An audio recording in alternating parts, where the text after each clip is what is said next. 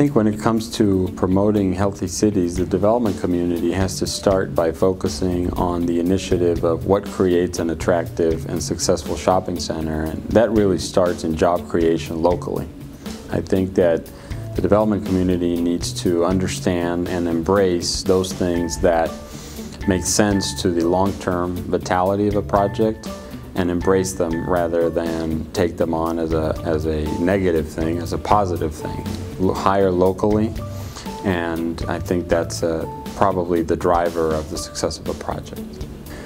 Well, if I had any sort of say in terms of what can be done legislatively towards improving healthy communities or initiating a bigger drive in healthy communities, I would really focus on creating and empowering municipalities and communities to use the power of assemblage of land and the dollars and economic development incentives to go towards projects that have the key elements of long-term success in a community. So providing healthy foods, providing local job creation, providing high level of architecture, landscaping, and design, and create a community, a sense of place. And I would channel all of that economic development initiative